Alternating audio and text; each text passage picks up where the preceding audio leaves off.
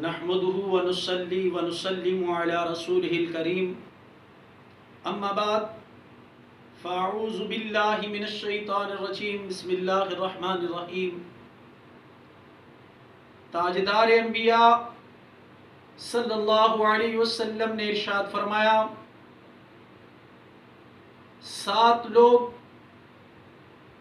ایسے خوش نصیب ہوں گے کہ جن کو اللہ قیامت کے دن اپنے عرش کا سایہ عطا فرمائے گا۔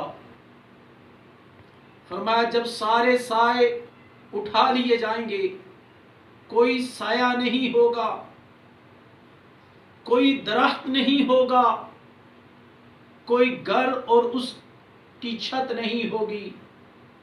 جب سارے سائے اٹھا لیے جائیں گے تو رب کائنات 7 خوش نصیبوں کو اپنے عرش کا سایہ عطا فرمائے گا۔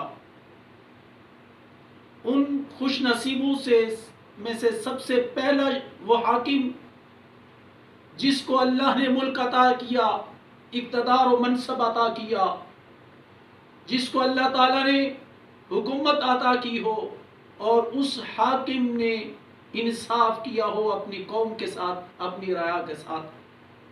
رب کائنات اس کو قیامت کے دن اپنے عرش کا سایہ عطا فرمائے گا۔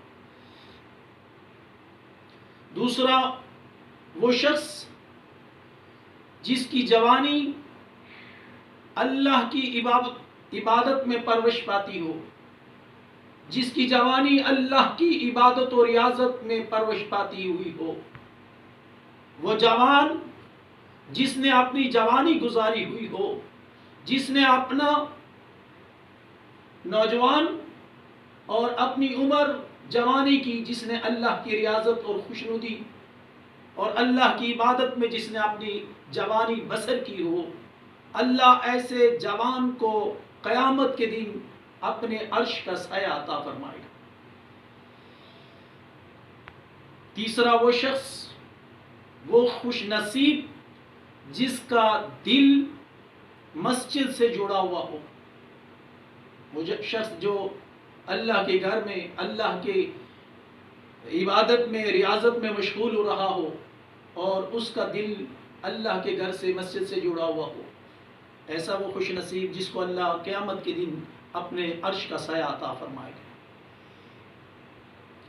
نمبر 4، اللہ کی رضا کے لیے دوستی کرنے والا، جس نے کسی سے دوستی کی ہو لیکن اس دوستی کا مقصد فقط اللہ کی رضا ہو، اللہ کی خوشنودی ہو، جس نے اللہ اور اس کے رسول کی رضا اور خوشنودی کے لیے دوستی کی ہو، بروز قیامت اللہ ایسے شخص کو اپنے عرش کا سایہ عطا فرمائے گا۔ ایک شخص کا واقعہ ہے،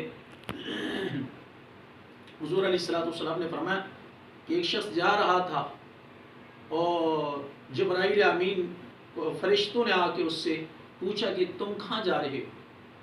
تو اس نے کہا کہ میں فلاں بستی میں رہنے والے فلاں شخص سے ملنے جا رہا ہوں۔ کہا کیا وہ تمہارا کوئی رشتہ دار ہے؟ کہا نہیں، رشتہ دار تو نہیں ہے۔ پوچھا کیا وہ ماموں ہے تمہارا، خالو ہے، پھپھا ہے؟ کیا رشتہ داری ہے تم سے اس سے کی؟ کیوں اس سے ملنے جا رہے ہو؟ کیا کافی دن گزر گئے اس سے ملے نہیں ہو، اس کی یاد آ رہی ہے؟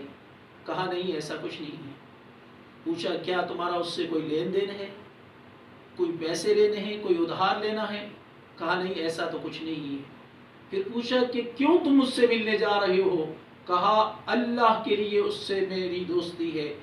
تو فرشتوں نے کہا کہ اے بندے، اگر تو اس سے اللہ کے لیے دوستی کرتا ہے اور اللہ کی خوشنودی اور رضا کے لیے تیری اس سے دوستی ہے تو سن، اللہ ایسے شخص کو بغیر حساب کی جنت عطا فرماتا، اللہ نے تیرے سارے گناہوں کو معاف فرماتا۔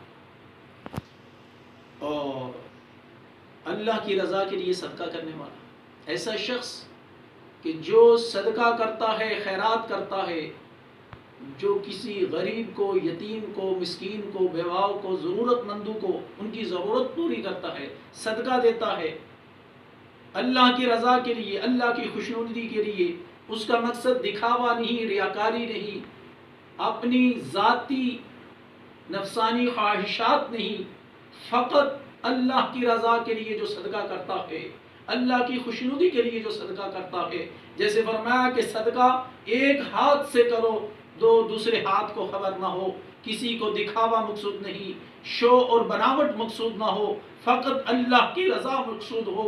جو شخص اللہ کی رضا کے لیے صدقہ کرتا ہے، بروز قیامت ایسے شخص ہو اللہ اپنے عرش کا سایہ عطا فرمائے۔ نمبر 6، اللہ کے خوف سے گناہوں سے بچنے والا۔ وہ خوش نصیب جو اللہ کی خشیت میں، اللہ کے خوف میں گناہوں سے بچتا ہے۔ وہ مرد ہے یا عورت ہے، اس کو خدا کا خوف ہے، دل کے اندر اس کے خوف اللہ کا خوف ہے اور وہ گناہ سے دور رہتا ہے۔ سیدنا حضرت عمر فاروق رضی اللہ تعالی عنہ کا دور خلافت، آپ کے دور خلافت میں ایک نوجوان مسجد سے اس کا دل لگا ہوا تھا، مسجد سے اس کا دل جڑا ہوا تھا، وہ نماز کے لیے آتا، وہ عبادت کرتا، ریاضت کرتا، قرآن کی تلاوت کرتا، نوافل پڑھتا، اذان ہوتی مسجد کو جاتا۔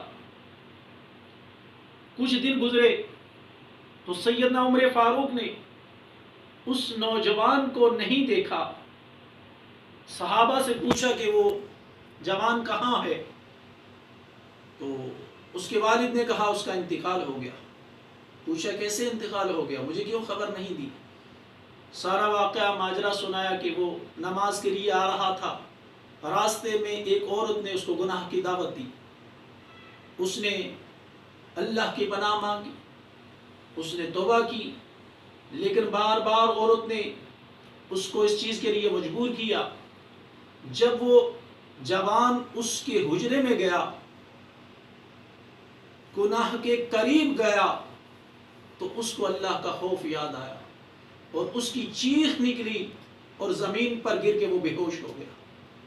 وہ جوان بے ہوش ہو گیا اور اس عورت نے اس کو اٹھوا کے باہر پھینکوا دیا۔ اس کے والد نے اس کو وہاں سے اٹھا کے گھر لے جا کر اس سے پوچھا کہ بیٹا کیا ماجرا ہوا؟ اس جوان نے وہ سارا ماجرا بیان کر دیا۔ جب وہ بیان کر رہا تھا تو بیان کرتے کرتے وہ جب اس مقام پر پہنچا کہ مجھے گناہ کی دعوت دی گئی اور میں گناہ کے قریب پہنچا تو مجھے اللہ کا خوف یاد آیا، اس جوان کی ایک چیخ نکلی، ایک جسم زمین پر پڑا، روح کف سے انسری سے پرواز کر گئی، وہ شخص کا انتقال ہو گیا۔ سیدنا عمر فاروق نے کہا مجھے اس کی قبر پر لے جاؤ۔ حضرت عمر فاروق کو جب اس کی قبر پہ لے جایا گیا تو حضرت عمر فاروق نے اس کی قبر پہ جا کر پوچھا، اے جوان، اللہ کا وعدہ ہے کہ جو خوف خدا میں مرتا ہے اللہ اسے 2 جنتیں عطا فرماتا ہے، بتا خدا نے تیرے ساتھ کیا ماجرا کیا؟ قبر سے آواز آئی وَلِمَنْ خَافَ مَقَامَ رَبِّهِ جَنَّتَانِ، اے خلیفہ وقت، اللہ کا وعدہ سچا ہے، اس نے مجھے 2 جنتیں عطا فرما دی۔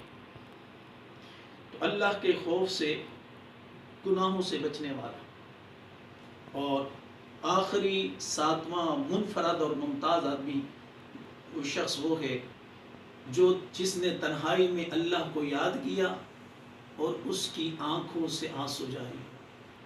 وہ خوش نصیب شخص جس کا خوف خدا میں، تنہائی میں، جو اللہ کے خوف میں روتا ہے، گریو زاری کرتا ہے، آہ و بقا کرتا ہے، ایسا خوش نصیب شخص جس کو آنسو، اللہ کے خوف میں آنسو بہانے کا موقع ملتا ہے، ایسے شخص کو بروز قیامت اللہ رب العزت اپنے عرش کا سایہ عطا کرے۔